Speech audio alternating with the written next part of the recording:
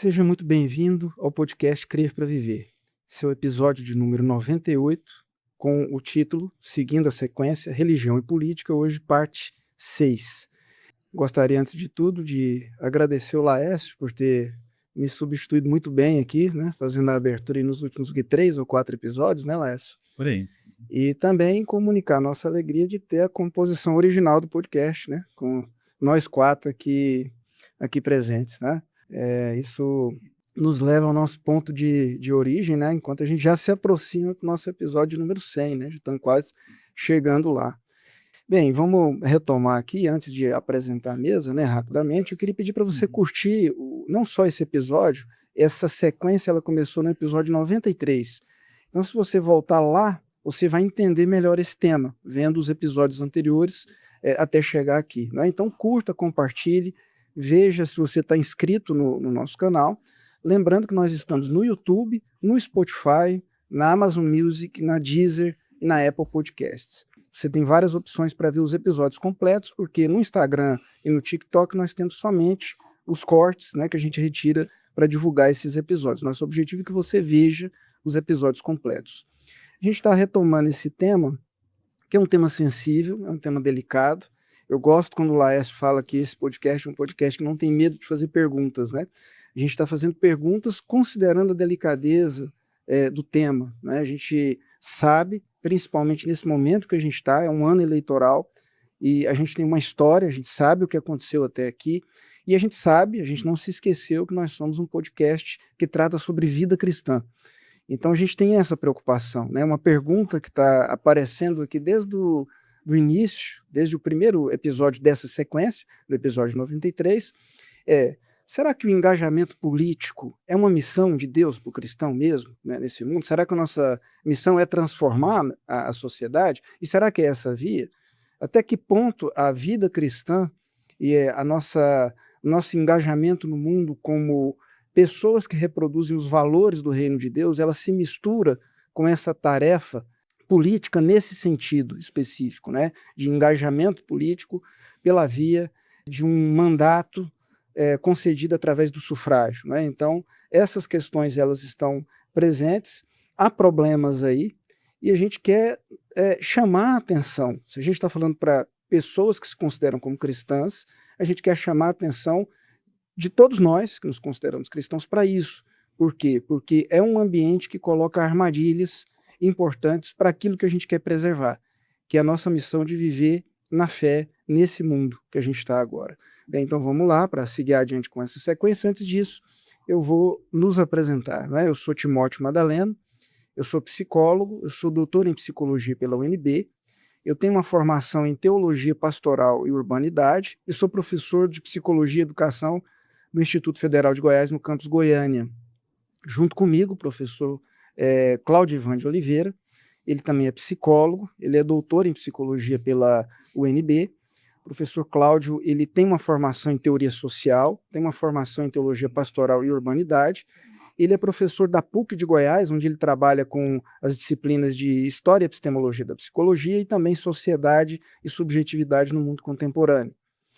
Laércio, a gente tem o prazer de ter ele novamente com a gente. Laércio é historiador, ele é pós-graduado em História pela UFG, né, História Cultural, Isso. História Cultural pela UFG. Ele é profissional da área de TI há muitos anos e ele também tem uma formação em Sistemas de Informação pelo Instituto Federal de Goiás, né? Professor Anderson Clayton Pires, ele é filósofo, ele é sociólogo e ele é teólogo. Ele tem uma formação ele tem um doutorado em Sociologia, né, pela Universidade Federal do Rio Grande do Sul, e ele tem um doutorado em Teologia, em Hermenêutica Bíblica pela ESTE de São Leopoldo, no Rio Grande do Sul. É isso, nós vamos começar com a apresentação do professor Cláudio, né? Eu vou colocar na descrição, quando eu esqueço, eu agradeço àqueles que me cobram. Outro dia eu recebi uma mensagem, esqueceu de inserir o link do texto, né? É muito bom quando a gente erra e alguém, um ouvinte, alguém que acompanha a gente faz isso, né? Eu agradeço muito.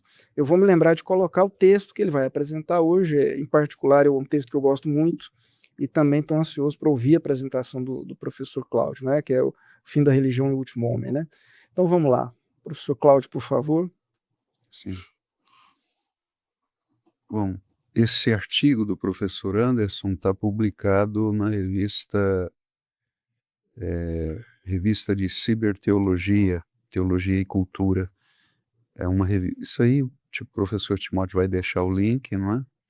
Se eu não me engano, ele é de 2013, professor, é isso mesmo, né? A publicação dele é de 2013. É um artigo que nasceu de uma apresentação que o professor Anderson fez em um dos nossos seminários de reflexão acadêmica, na cidade de Goiânia. O professor veio visitando e fez essa apresentação aqui. Mas veja o título do artigo: O Fim da Religião e o Último Homem. Uma crítica cristã à razão desse transcendente. Essa expressão, fim da religião, ela dialoga com o que foi dito no podcast anterior, quando eu apresentei a leitura. O capítulo é Eclipse do Sagrado, não é um capítulo, é um tópico, subtópico de um capítulo, é Eclipse do Sagrado, da obra do Batista Mondin, O Homem, Quem Ele É.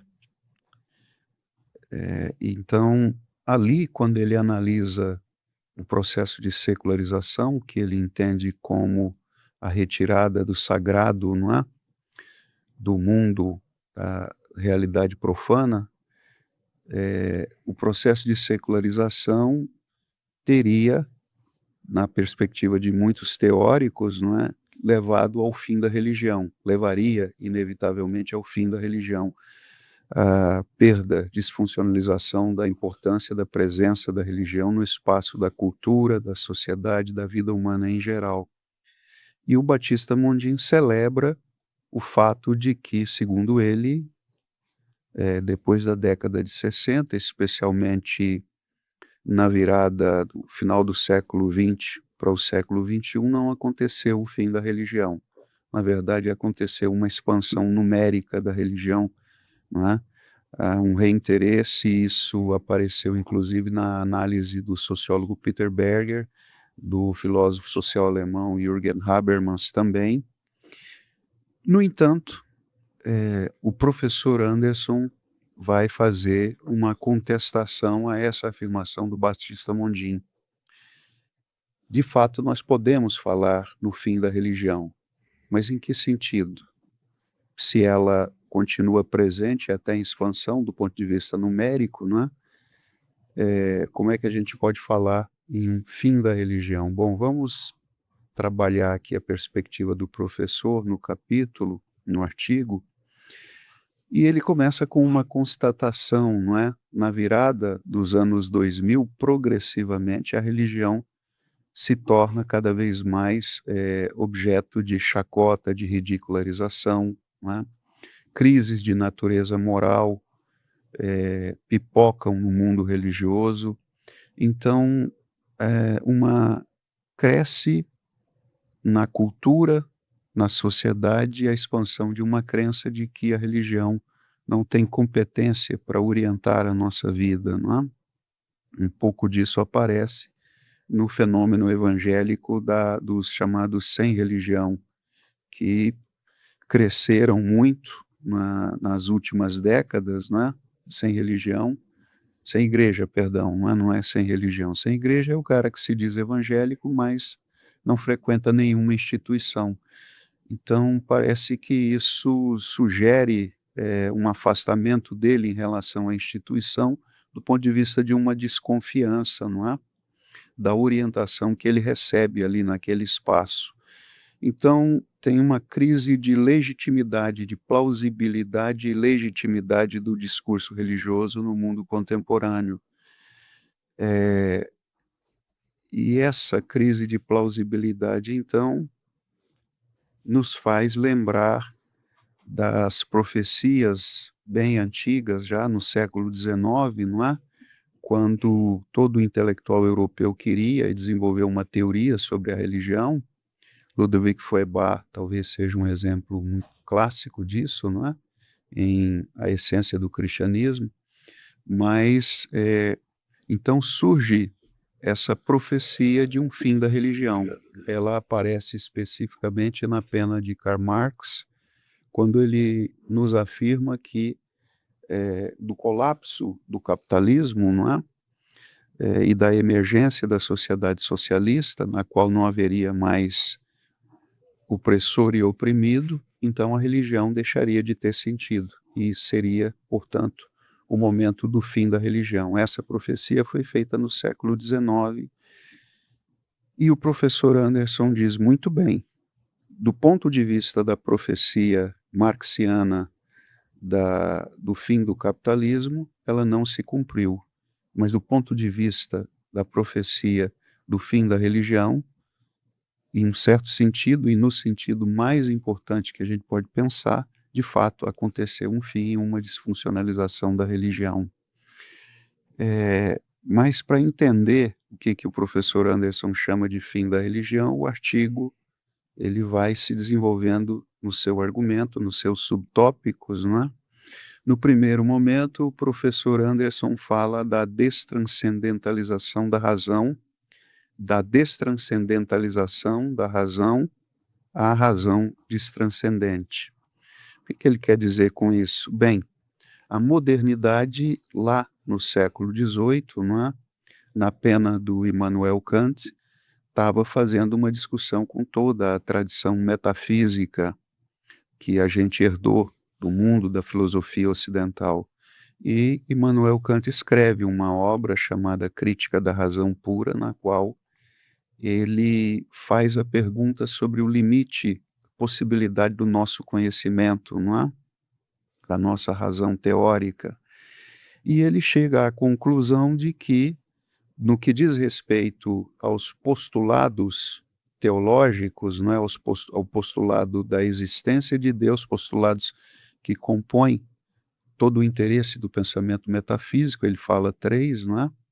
A existência de Deus, a imortalidade da alma e a liberdade, mas sobretudo nos interessa a existência de Deus e a imortalidade da alma, que sempre foi objeto da metafísica, pensado, não é? Na metafísica. E o Kant diz, bem, a nossa razão pura, nós precisamos entender que ela não tem competência para tomar como objeto do seu conhecimento esses postulados. Ele não está negando a existência, mas ele diz que não há competência da nossa razão, porque ela não pode se apoiar na empiria para lidar com esses objetos transcendentes. Isso, então, aparece na filosofia transcendental de Kant, em que ele diz o seguinte, né, existe um limite para o nosso conhecimento. Em grande parte, ele está levando adiante pretensões da revolução científica e está dizendo assim, o conhecimento que, de fato, nós podemos estabelecer com segurança, não é, no ideal moderno da redução da incerteza que nasce com René Descartes, é o conhecimento científico. E essa foi, quer acrescentar alguma coisa, professor? Então, esse foi um momento muito importante da nossa história, porque nesse momento se faz uma distinção.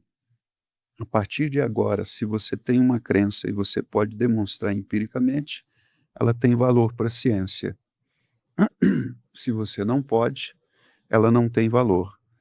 Então, esse é um momento crítico à medida em que esses postulados teológicos, que a existência de Deus e a imortalidade da alma, que sempre foram os postulados desde a filosofia platônica, não é?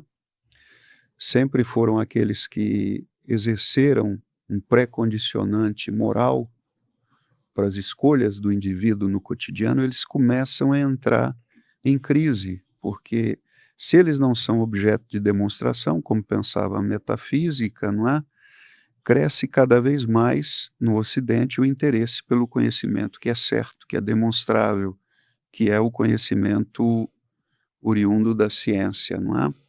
E o discurso da religião começa a cair sistematicamente em descrédito, mas preste atenção, sobretudo o postulado da existência de Deus e da imortalidade da alma, então fica fora da possibilidade de demonstração da razão teórica, não é? E como efeito desse processo que acontece no iluminismo, essa virada que acontece sobretudo com Immanuel Kant, se desdobra uma secularização da epistemologia, quer dizer, cada vez mais a nossa razão se interessa pelos objetos dessa realidade, desse mundo, não é? E surge um mundo pensado sem os a prioris da razão transcendental. Então, posso ler um pequeno trecho aqui do artigo do professor Anderson, que eu acho que resume o que eu disse até agora, não é?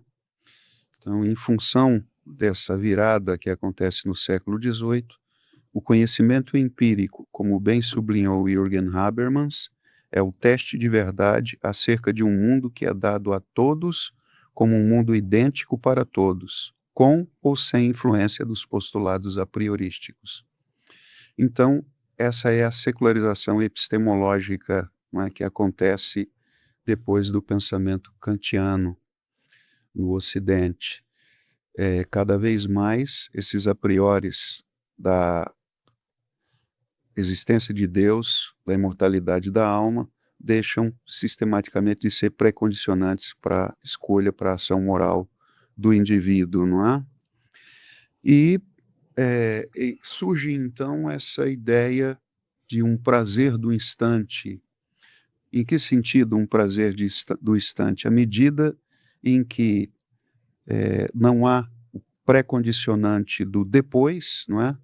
Da imortalidade, então a atenção da vida humana, ela se foca agora no presente. E é um presente que, à medida em que se torna oportunidade da realização do prazer, não é? Permite, abre espaço para o indivíduo para lidar com essa ansiedade da projeção de um futuro que agora se torna, na verdade, uma vida desfuturalizada do ponto de vista escatológico, não é? Se não há o depois, então, pensa Nietzsche, vamos nos focar, vamos experimentar o que o presente pode nos oferecer. E nesse sentido surgem então as facilidades, não é, de uma modernização ateizante que cada vez mais oferece possibilidades, facilidades para o mundo presente, um interesse pela vida como ela se processa agora, não é? E, portanto, essa razão destranscendente que produz uma desfuturização da esperança e uma liberdade sem metafísica. Prestem atenção, esse conceito de liberdade sem metafísica é fundamental para entender esse artigo. O que é uma liberdade sem metafísica? É uma liberdade que passa a ser exercida num mundo em que o automonitoramento reflexivo imposto pelos postulados teológicos da religião cada vez mais deixam de operar no cotidiano, de maneira que não há valores metafísicos presentes para o indivíduo pensar as escolhas dele no cotidiano. De maneira que ele nasce o que o professor Anderson chama de uma razão destranscendente, não é? Que está muito perto da secularização subjetiva, quer dizer, essa razão destranscendente, ela pensa não apenas a natureza, não apenas o cosmos do ponto de vista de uma ausência, né, de um condicionante transcendente, como ela começa a pensar também a vida humana sem esses condicionantes, não é? Nós já tocamos esse ponto da liberdade sem metafísica quando eu apresentei um artigo chamado Escato-moralismo e a morte da cobiça, não é? Esse artigo do professor Anderson, quando fala de liberdade sem metafísica, ele está falando também de um mundo do declínio da moral, de um fim da bipolaridade moral entre bem e mal. Liberdade sem metafísica significa que no momento da minha escolha no cotidiano, a minha escolha deixa de ser moral e passa a ser uma escolha instintiva. Quer dizer, a liberdade sem metafísica ganha sentido de uma liberdade como instintividade, não é? O objetivo de cada escolha é a plena realização do prazer, e não mais uma liberdade que é condicionada pelo senso moral escatológico. Quais são as consequências da minha escolha, tanto para a minha saúde, quanto para um tu também que divide esse espaço comigo, não é? Sempre que quiser complementar, professor, pode ficar à vontade, tá? Professor Cláudio, tem uma Sim, pergunta. pode falar. Para tornar a compreensão mais clara da questão fim da religião, Sim, né? Quando estamos falando de fim da religião, não significa ausência de templos, ausência de membros eclesiásticos, Sim. né? É um esvaziamento da função que a religião tem, ou seja, que é Principal. conectar com Deus, da função Isso, principal, Função né? principal. sim, Ou seja, é ela isso. continua existindo, mas esvaziada. isso. Deixa eu interferir só um pouquinho. Tá. É porque a função principal, haja vista que a fé cristã, diferentemente da fé judaica, ela se insere dentro de um período histórico, um período cultural, em que havia uma efervescência escatológica muito grande. Havia uma produção que era oriunda do apocalipsismo judaico, que durou algo aproximadamente 200 anos. E parte da literatura que aparece na Bíblia dos católicos, né, sobretudo no Antigo Testamento, da Bíblia dos católicos, que tem na versão da Vulgata do Jerônimo a sua base de tradução para o português, para a Bíblia católica do português, né? Então nós temos base daquela, eu diria, parte daquela literatura que vem exatamente desse período, né? É o apocalipsismo, é ali que começa a surgir as doutrinas acerca da ressurreição do corpo, né? Nós não estamos falando de ressurreição de Lázaro, né? Lázaro não tem a experiência da imortalização, portanto, os Lázaro têm a experiência da volta do corpo para a vida. Mas havia um problema, porque ele volta para a vida antes da história da humanidade ser redimida de uma forma definitiva, com a morte vicária de Jesus. O impuro sendo lavado pelo puro. Jesus representa a pureza que redime os impuros do mundo. Por isso que é o sentido vicário, né?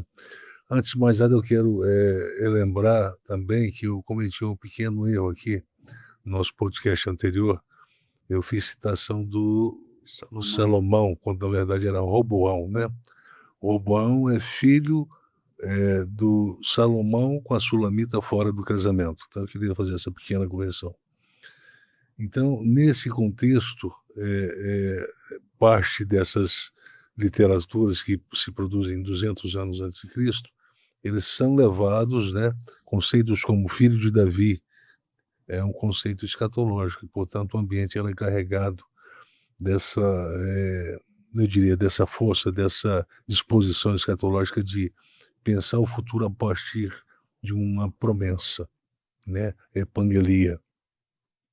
O judeu não, o judeu sempre está se referindo ao que Deus fez lá atrás. O cristão sempre está esperando exatamente o que vem, o sentido da promessa que é feito a partir de Cristo na ressurreição.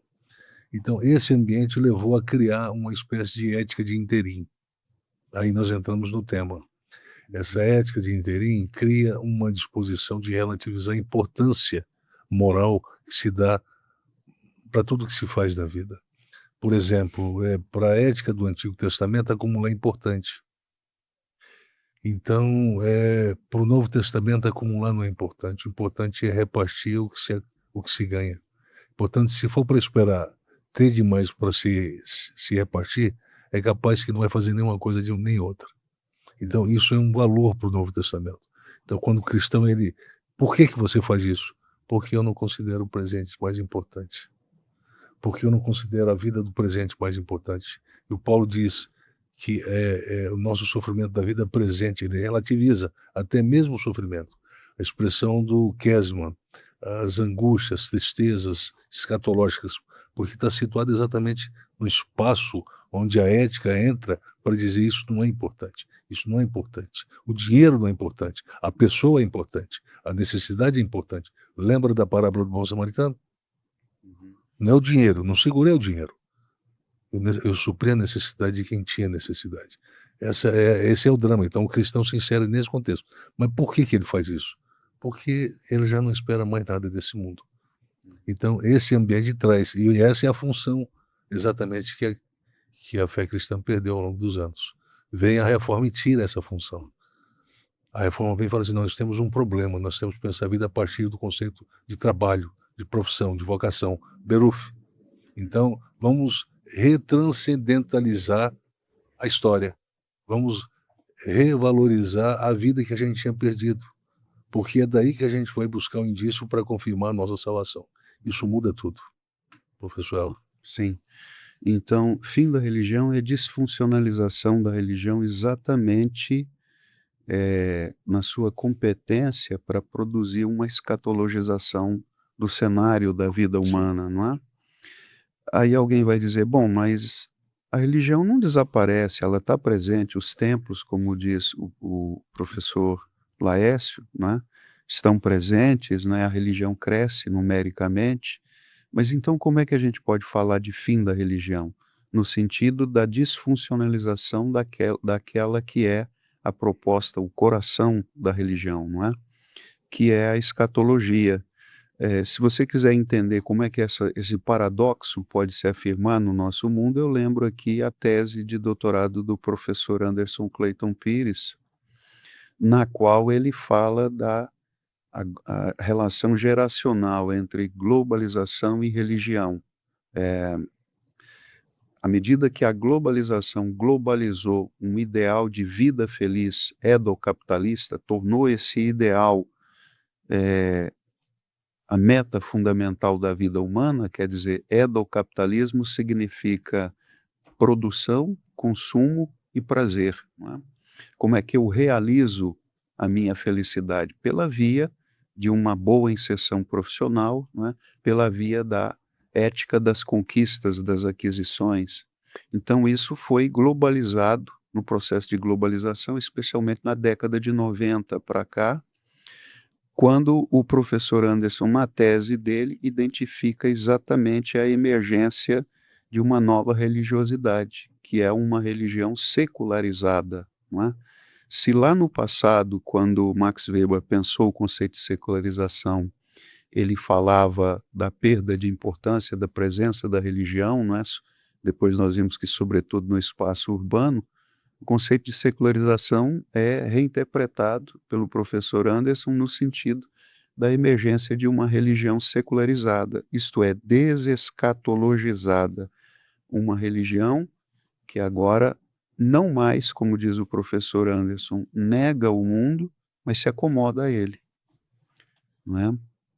Então a gente vê a primeira onda do neopentecostalismo, ela estava falando exatamente disso, não é? De um exercício da fé que nos projeta para dentro do mundo, para uma ética de conquistas, para uma felicidade aqui e agora.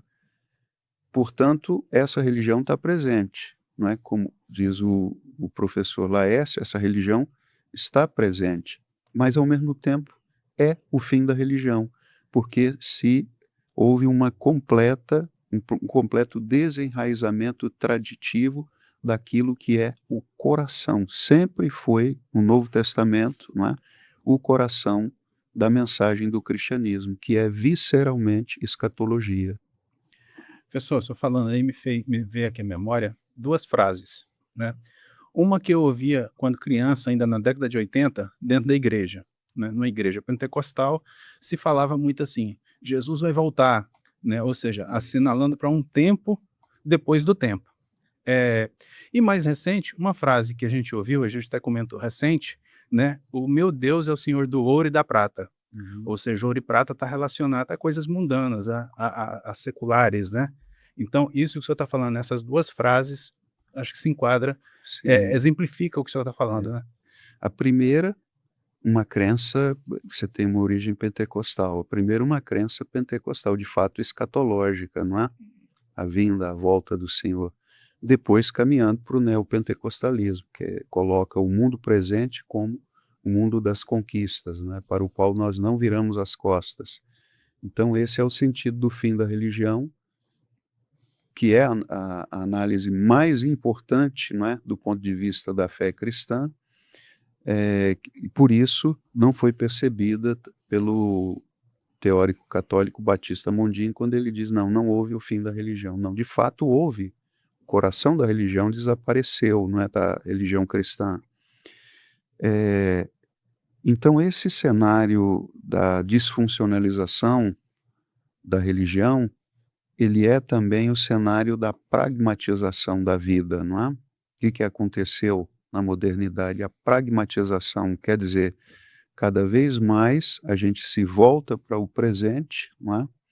E começa a pensar de maneira racional, instrumental, por via dos melhores métodos para atingir determinados fins.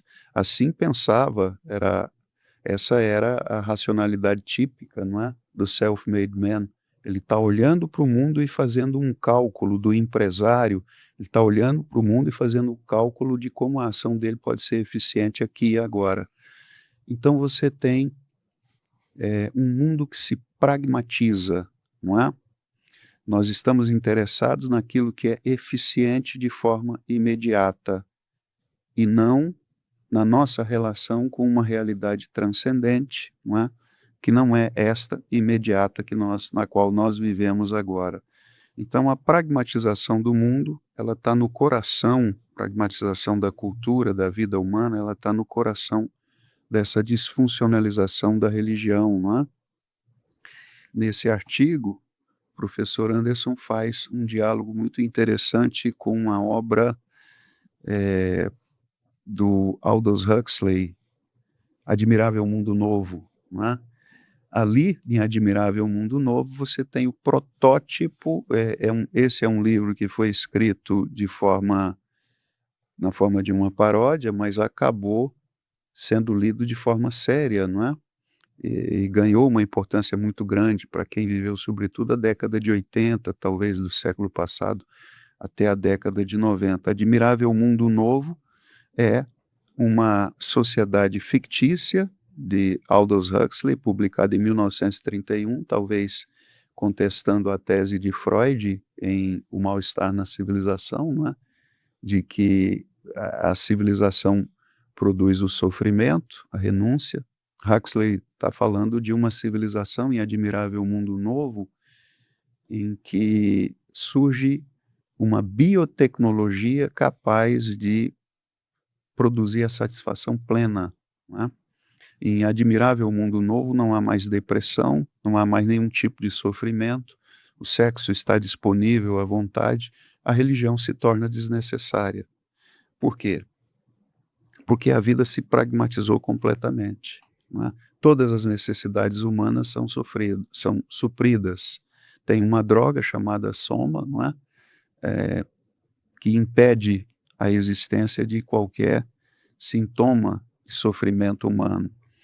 Então, Admirável Mundo Novo, ele surge como um protótipo dessa nova civilização pós-freudiana, que é uma civilização da plena realização do indivíduo e, portanto, completa desnecessidade da religião, não é?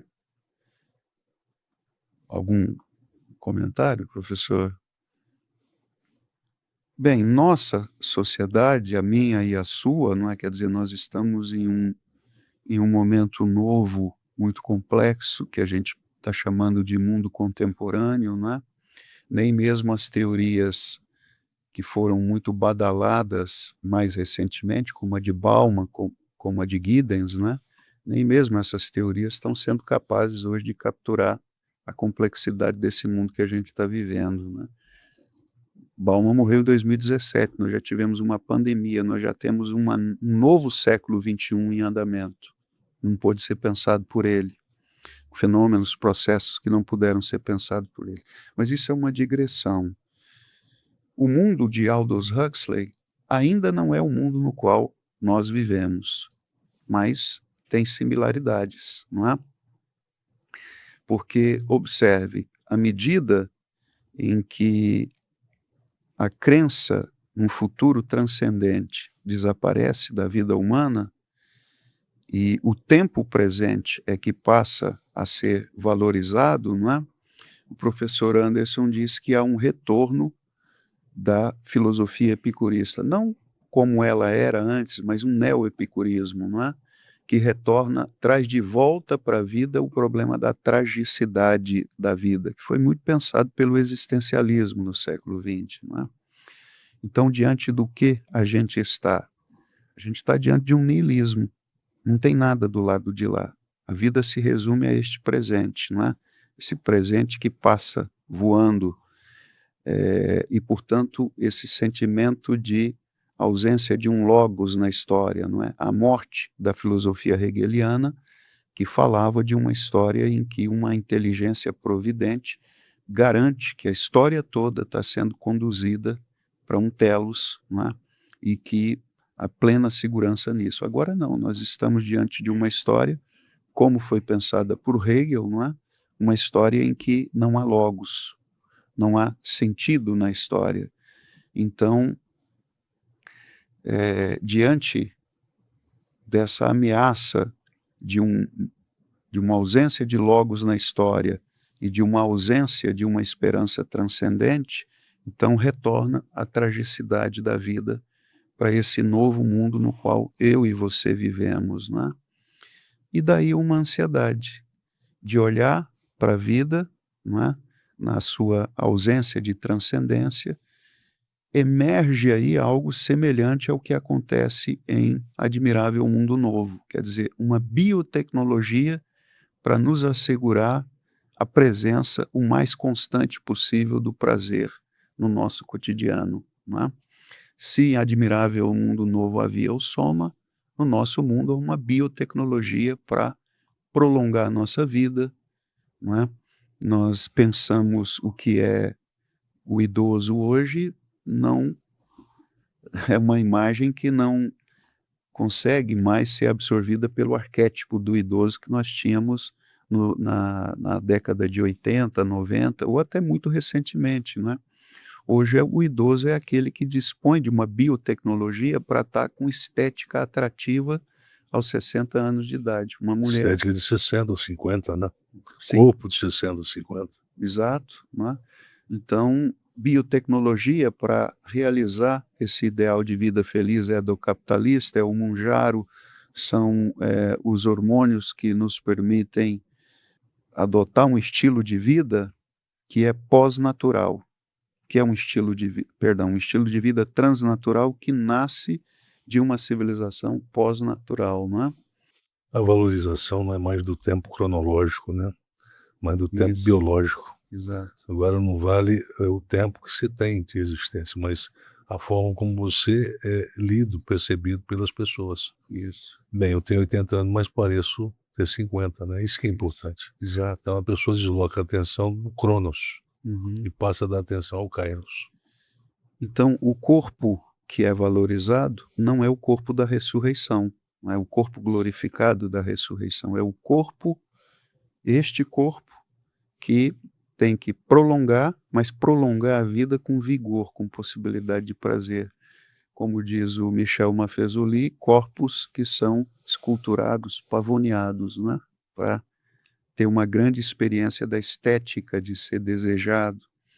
Então, E nós estamos caminhando para um momento importante da reflexão, né? Um corpo preparado, portanto pragmatizado, para se condicionar para uma demanda, que é a demanda do sensitivo, a demanda é do capitalista, a demanda é do erótica e etc. Né? Pode continuar, professor. Exato. Mas é esta civilização do fim da religião que se torna também uma civilização pós-natural. Isso é inédito na nossa história, tá? Nós nunca vivemos uma civilização pós-natural, mas o que é isso? É uma civilização na qual não apenas a autoridade da divindade entra em colapso, não é? Isso de fato aconteceu. Nesse cenário todo que nós estamos vendo aqui, os postulados teológicos, o postulado da existência de Deus, deixa de ser um pré-condicionante moral para a vida cotidiana, não é? A própria reforma foi o momento do golpe fatal sobre a autoridade tradicional, quando Lutero disse que não é o magistério da igreja que interpreta o texto sagrado, mas é o próprio indivíduo, né? Eu vou tocar nesse tema, Sim, a interpretação autonomista. interpretação autonomista, certo. Mas da derrocada da autoridade da divindade vem o segundo ponto muito pouco analisado, né? Muito embora ele é tocado aqui pelo professor Anderson, que é a derrocada da autoridade da natureza, né? O que é um mundo pós-natural? É um mundo no qual nós descobrimos que a natureza, a biologia, é um problema. As suas regras fixas, elas têm que ser quebradas, não é? A primeira sociedade que desafia as regras rígidas da biologia é a nossa. Em que sentido ela desafia? No sentido de que nós descobrimos que para auferir todas as possibilidades edopráxicas, não é? Auferir todas as possibilidades do prazer, não apenas a tradição religiosa, mas aquilo que também está conectado à tradição religiosa, que é a autoridade da biologia. A partir dessa nova civilização, se o corpo, na sua condição natural, não pode me dar a experiência de prazer que eu desejo, não é? Então, nós precisamos transpor esses limites da biologia e surge um estilo de vida na sociedade pós-natural, surge um estilo de vida transnatural, no qual viver de forma natural se torna inviável nessa sociedade. Viver de forma natural significa não ser competitivo, viver de forma natural significa ter 50 anos de idade e não ter um corpo que seja competitivo esteticamente com uma mulher ou um homem bem mais jovem. Viver de forma natural significa não ser competitivo em um concurso, não é? Porque hoje existe uma discussão muito grande sobre o uso do Venvance pelos concurseiros, não é? E eu já ouvi da boca de um concurseiro: se você não toma Venvance, a diferença entre você e o seu competidor, ela se torna intransponível. Então veja só, viver de forma natural é viver de forma não competitiva. E a competitividade é uma realidade que está presente no nosso cotidiano sempre, não é? Prazer significa apresentar predicados superiores ao outro. Então eu estou sempre me comparando com os predicados do outro, não é? E a edopraxia, então, significa exatamente um mundo no qual a experiência do prazer pode ser sempre auferida à medida que eu sou capaz de transpor os limites naturais da minha biologia. Professor. Eu vou deixar o professor continuar, porque está sendo muito bom. Acho que está clareando bastante para a quem nos acompanha, né? Ver essa transição, porque nós queremos chegar exatamente lá no ponto, o que significa o último homem, né? Isso é que é importante. Então, eu queria só saber de uma coisa: qual é o tempo que nós temos? Nós já fomos 44, 45 minutos aqui, aproximadamente. Eu posso falar um pouco agora e continuar na próxima? Pode ser, eu acho que fica bom, senão você vai ficar sem tempo para falar. Sim. Você pode falar até um ponto e deixar o gosto de quero mais, né? Aí o Cláudio volta, porque eu tenho que dar, como ele está Falando dele apresentando o texto. interromper agora, o senhor comenta e depois Qual ele que você volta? acha melhor, professor? Eu acho que é bom o senhor comentar um pouco agora, né, para não ficar... Bem, o professor Timóteo me disse: olha, você vai tocar no tema sobre comunidade do contraste. Nosso tema base é religião e política. E aí o professor Cláudio está trazendo para a gente uma informação bastante interessante, porque nós vivemos num tempo da ausência de uma liberdade sem metafísica. Isso acaba condicionando a formação de uma consciência. O tempo de uma liberdade sem Uma metafísica. consciência de uma liberdade sem metafísica, ou seja, de uma consciência que não reconhece a autoridade. Portanto, cada qual se torna senhor da sua própria interpretação. E todos se acham na condição, mesmo sem preparo, na condição de interpretar o eu e o tu. Ontem eu conversava com um sujeito e ele estava dizendo, ele se achava no direito de interpretar a história do eu, da biografia, a autobiografia, e a dos outros. Ele achava que tinha condições de fazer isso. Não tem leitura nenhuma, absolutamente nenhuma, não sabe nada. Ele não sabe distinguir o A do B, mas estava achando que conseguia fazer o negócio. Isso é um problema de natureza individual? É, mas também é um problema que refere-se a um movimento cultural. O Ocidente produziu todas as mazelas possíveis e pensáveis desde que o calvinismo entrou em cena e resolveu relativizar a importância da escatologia. E olha que não foi por falta de endosso do seu fundador, o João Calvino. Porque lá na obra do João Calvino, nas escrituras dele, ele diz lá em letras em caps lock, né? Caps Lock. Está lá dito pelo próprio senhor Calvino.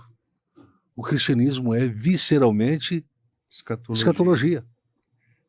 É a alma do cristianismo. Queremos pensar a fé cristã? Vamos pensar na perspectiva da escatologia. Agora, queremos dispensar a fé cristã? Vamos dispensar a escatologia. Escatologia não é doutrina. Escatologia é um espírito, é um modo de operar na vida. É um modo de saber exatamente o que nós valorizamos e o que nós não podemos valorizar. Isso é escatologia. Quando essa função ela se destitui da religião, ela deixa de afetar diretamente a minha consciência. E aí eu passo a adotar o pragmatismo como uma espécie de motivação para criar uma ética de engajamento intramundano, mas com a intenção de auferir desse engajamento os privilégios e os benefícios que essa racionalidade pragmática me ofere. Portanto, eu desenvolvo a racionalidade de transgressão. Não reconheço a autoridade dos pais, não reconheço a autoridade da Bíblia, não reconheço a autoridade dos valores da fé cristã, e, portanto, eu vou para o mundo da política com um projeto próprio. Eu vou para transformar a sociedade. Você tem um projeto? Tem. Você tem valores? Não. Pessoas que entram com um projeto para política, mas não têm valores da fé cristã para conduzi-los, para eles não se desviar desse projeto, para não corromper, para não se corromper. Portanto, o exercício da ética das conquistas individuais. Exatamente. E aí ele vai para a política não para beneficiar o Laos, o povo, a sociedade, mas vai para enriquecer, para colocar dinheiro no bolso. Isso se tornou estrutural, cultural, porque entra governo, entra parlamentar, sai parlamentar, os caras fazem a mesma coisa. A sociedade empobrecendo cada vez mais, e esses caras andando como se não vivessem no Brasil. Ei, meu filho, nós temos dificuldade para comer a coxinha com a Coca-Cola. E vocês estão esbanjando. Temos dificuldade de levar o arroz com feijão. O que vocês estão fazendo no dinheiro público? É para isso mesmo que vocês foram colocados aí? Mas na hora da política, da campanha, vai para a igreja, o pastorzinho, quanto é que eu pego dessa? Daí vamos fazer um negócio, vamos fazer um consórcio. Ei, cara, o que vocês estão querendo? Vocês estão querendo acabar com tudo? Acabar com a fé das pessoas? Ah, eu conheci um professor que disse isso. Nós vemos o programa do mestrado e doutorado aqui nessa cidade, acabar com a fé desses caras. Vai os da pentecostal, da igreja pentecostal, e vai mandando. Ou vai fazer doutorado lá na fulana de tal, na instituição tal. Você sai sem fé, vai dar para pastorear a igreja. Nós estamos precisando de pastor sem fé. Porque depois você se especializa em política e vai para Brasília. Cadê a fé? Quando o filho do homem voltar, vai ter fé nisso aqui? Mas não sabemos. Mas nós estamos apanhando. Nós estamos apanhando. E apanhando não é pouco, não é muito. Porque quem está a serviço do diabo está batendo. E com força. Está saindo na rua para matar. Está querendo matar 2 por dia. Aí vai perguntar qual é a função do cristão? É salvar. A função do cristão é salvar. E, portanto, eu esteja da minha mão, mesmo quando eu não tenho. Eu tenho que estender minha mão, porque eu estou aqui para salvar. A minha não, a minha é para matar, é olho por olho, dente por dente. Então isso difere você de mim. Enquanto você está para matar, significa que existe algo doente em você. Infelizmente eu não tenho a sua doença e, portanto, eu estou aqui para estender a mão, para acudir aquele que precisa. Eu tenho filho, eu tenho amigos e sei exatamente o valor que a minha palavra tem para eles. Eu sei o que eu falo, qual é o valor que a minha palavra tem para eles. Eu não estou aqui para brincar, eu não estou aqui para fazer gracinha. Alguém vai pegar os meus achegos e falar assim, mas esse cara é muito intelectual, ele é muito sofisticado para dar atenção afetiva para alguém. Não, meu filho, deixa eu te dizer uma coisa. Seguidor, desculpe um pouco a emoção. Eu gastei muitos anos na minha vida para fazer leitura. Gastei muitos anos. Chegou um momento que eu cheguei para o professor Cláudio e falei, está na hora da gente romper com tudo e criar a nossa perspectiva de leitura da realidade. Esses artigos nasceu dessa consciência. Mas eu não sou autônomo, porque eu não pude desenvolver isso de forma autônoma. Eu tive que ler, gente. Eu tive que ler centenas de livros para não desenvolver esse espírito do autonomismo. Eu tive que ler acreditando no que alguns autores diziam e desacreditando o que os outros falavam. Então, eu li muita coisa. Eu li a Escola de Frankfurt, eu li tudo que eu podia ler. Eu ia para a biblioteca 7, 8 horas da manhã e saía 10 horas da noite. Eu tive que relativizar a minha família, eu tive que relativizar muita coisa, porque exigia, eu fiz 2 doutorados simultâneos, mas eu dizia sempre em oração, Deus, depois faz uso disso tudo para ajudar a igreja evangélica do Senhor a caminhar na vida, na história. Então eu não estou aqui para correr, mas também não estou aqui para bater na igreja evangélica.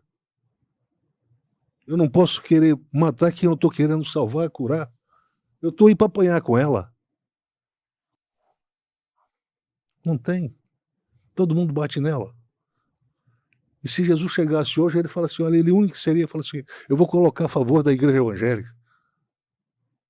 Pelo amor de Deus. Os pais estão criando e os filhos chegam aos 18 anos, não querem saber mais de igreja. Eu sempre sou crítico à igreja também, porque se ensina igreja demais e fé cristã de menos.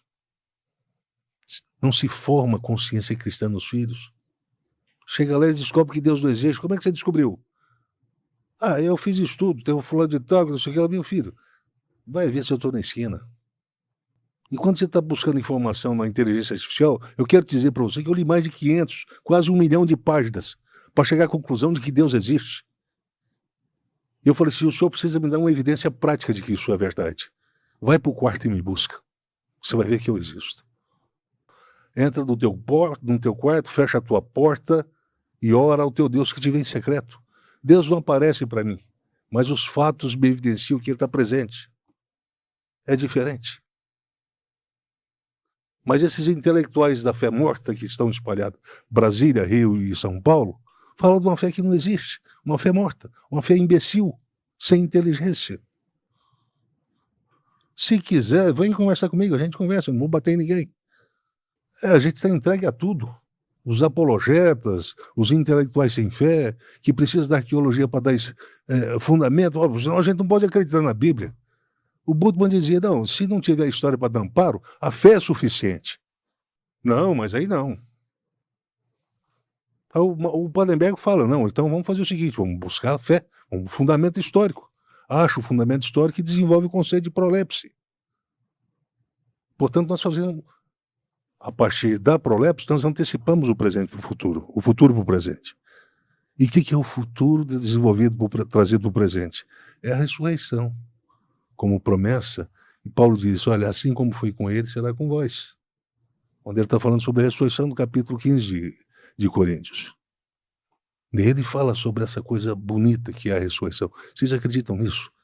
Não é só a história, é a pessoa humana, a promessa de redenção, não é para o corpo, não é para a alma, é para a pessoa. É a pessoa que fez, que deixou de fazer, é a pessoa que usou a liberdade para fazer porcaria na vida.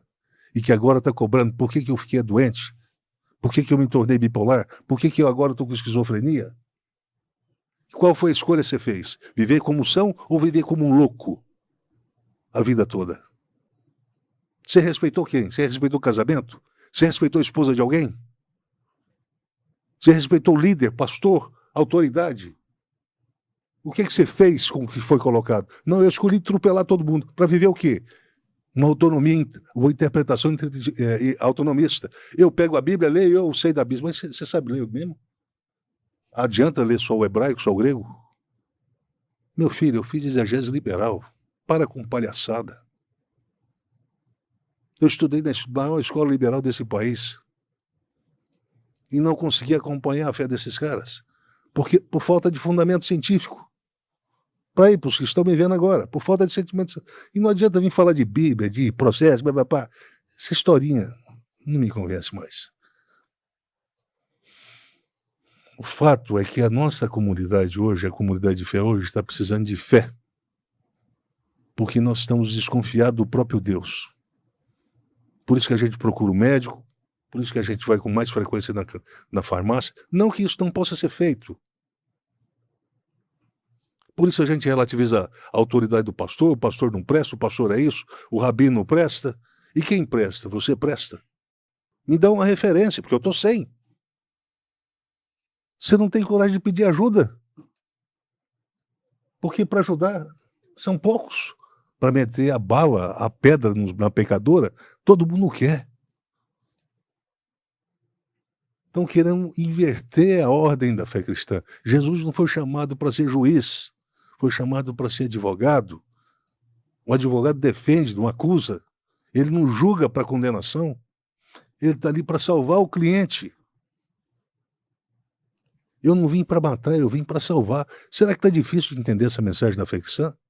Mas isso tudo está associado a quê? A valores que estão diretamente condicionados pela consciência escatológica. Se nós matamos a consciência escatológica, nós vamos viver o que da fé cristã?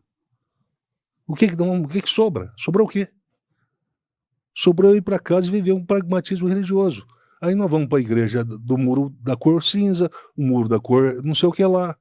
E vamos lá escutar um pastor falar umas ladainhas, umas músicas em que a gente não entende o sentido, e agora cura a minha alma, cura da depressão, cura da tristeza, porque só sobrou isso. A fé cristã não existe, a consciência cristã não existe mais.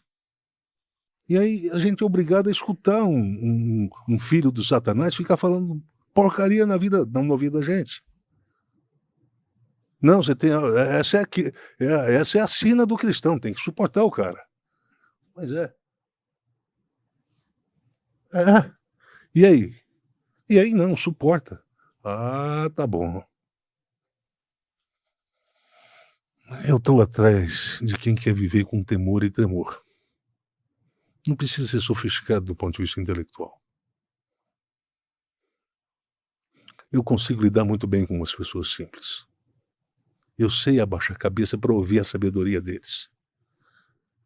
A sabedoria de um pai que eu tenho, que é um pai extraordinário. É um pai que no silêncio sabe refletir a humildade. A minha mãe que quer o bem e às vezes não sabe expressar exatamente o que é o bem que ela quer. Um desencontro extraordinário, fantasioso, balbúrdico. Desencontro atrás de desencontro. Nós aprendemos pela racionalidade capitalista a valorizar pai que se deu bem na vida. É um empresário.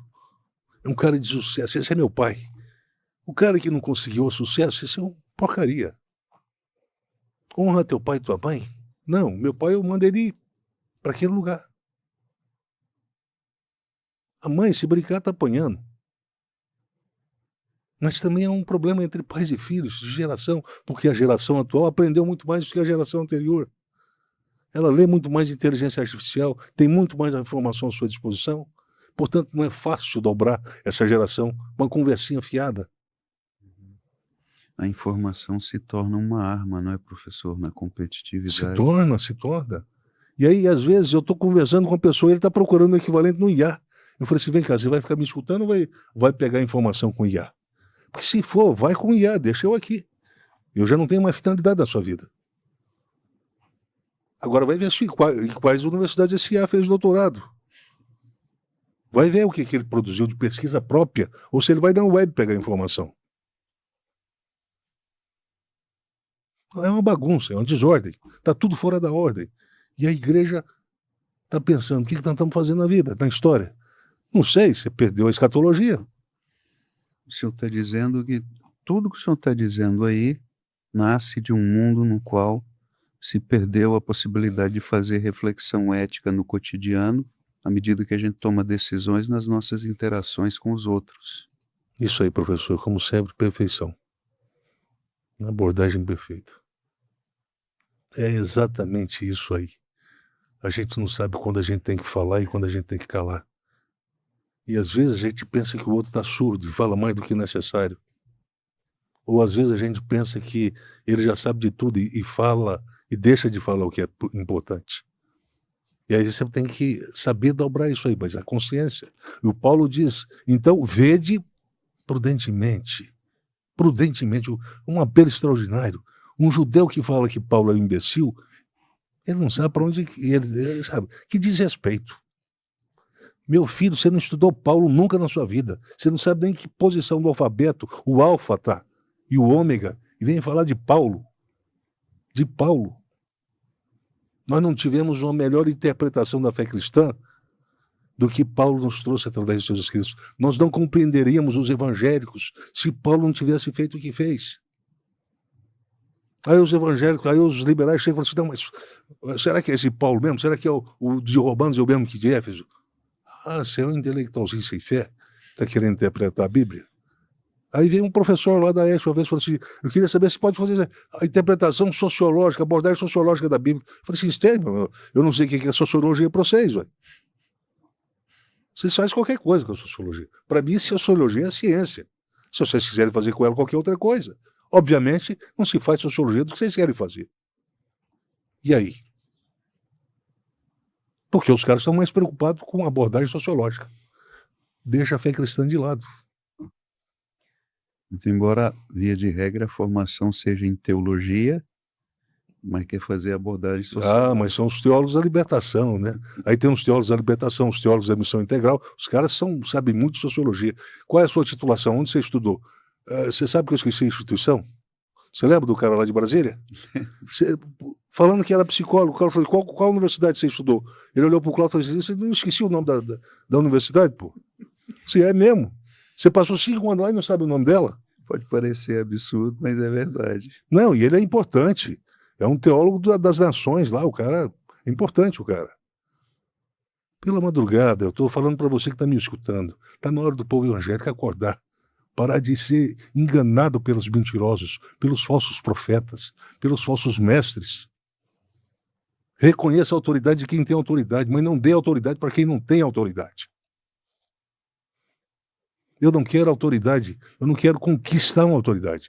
Eu quero contribuir, eu quero trabalhar, eu quero exercer minha vocação diaconal para serviço, seja dentro da política, fora da política. Se for para a política, vai com valores cristãos. Vai sem projeto, mas vai com vontade de ser cristão, no espaço em que existe escassez de fé cristã. Eu peço a Deus que nos ajude, nós vamos voltar a essa reflexão. Próxima aula, próximo podcast, o professor vai continuar a retornar o texto e aí eu continuo contribuindo, professor. Acho que aí só é importante dizer, que o senhor disse no episódio anterior também, né? Ir para lá ser cristão não significa adotar uma linguagem religiosa para usar aquele espaço para fazer pregação. Eclesializar a política. Eclesializar a política. Não é Estado. isso que o senhor está dizendo. Não, né? não. Começar a fazer a oração dentro do plenário, não é disso que o senhor está falando. Nós não estamos falando de levar a igreja para a política, nós estamos falando em Valores. levar valores da fé cristã para a política. Uhum. Porque Ainda a que gente... você tenha que operar com a linguagem e com os limites da lógica daquele espaço, né? Mas você faz isso operando a partir de uma referência valorativa, que é o que te define como cristão. Para concluir, quando isso acontece, a pessoa se torna a prioridade. O dinheiro não. Isso mata a cultura da corrupção. Isso mata a cultura da corrupção. Aí a gente aprende o significado, dai a César o que é de César e a Deus o que é de Deus. Para Deus, a gente dá os valores que Ele nos deu. Não adianta você querer o perdão de Deus e não saber perdoar o seu próximo. Só vê pecado no seu próximo. Só caminha para destruir o seu próximo. Não adianta. O Pai Nosso que estás no céu só se torna Pai Nosso próximo quando você resolve mudar de consciência e se condicionar por isso de que nada aqui tem valor absoluto. Tudo é passageiro. Se eu posso ter um carro bom, se eu posso ter uma casa bom, mas se eu não tiver nada disso, o meu mestre não teve nada e viveu muito bem. Uma vez eu vi a interpretação de um pastor, que agora é pastor de igreja de inclusão. Esse negócio que Jesus falou de vida abundante, isso é uma mentira. Primeiro, esse pastor não sabe o significado do que é vida. E aí nós temos a junção de dois conceitos, vida abundante. Olha, ele fala isso dentro do contexto que ele está falando de pastor e ovelhas. Vai perguntar para a ovelha se ela é infeliz na vida que ela tem. Vida com abundância, pastor, é vida sem conflito. É vida com paz. O senhor já ouviu falar isso na fé cristã? Não adianta ajuntar e acumular riqueza se o senhor não consegue viver com paz com a sua vida e com a vida da sua família, dos seus filhos. Não adianta. Pega a sua fortuna, bota em qualquer banco que você quiser na Suíça. Mas em algum momento a justiça de Deus vai te alcançar. Em algum momento. Pode ser agora, pode ser daqui a 10 anos. Em algum momento ela vai chegar e vai te colocar no banco dos réus. Professor, a palavra está com o senhor. A gente terminou o tempo hoje? Olha, a gente está com 1h10. Aí vocês que sabem, se quiserem estender um pouquinho mais, eu não sei se daria tempo de desenvolver Não, o senhor sei que sabe. Eu acho que é importante que todo mundo entenda a conexão. Eu já disse, mas vou enfatizar isso, a conexão entre a minha fala e a do professor Anderson, tá? O professor Anderson está falando de um mundo no qual as pessoas operam em uma liberdade sem metafísica, sem valores metafísicos, um mundo no qual o tu, o outro, não é? Entra em eclipse, quer dizer, o crepúsculo ele desaparece do meu horizonte. Então, eu estou fazendo movimentos afrônicos, estou machucando todo mundo, estou comprometendo as minhas interações, estou competindo o tempo todo, não é?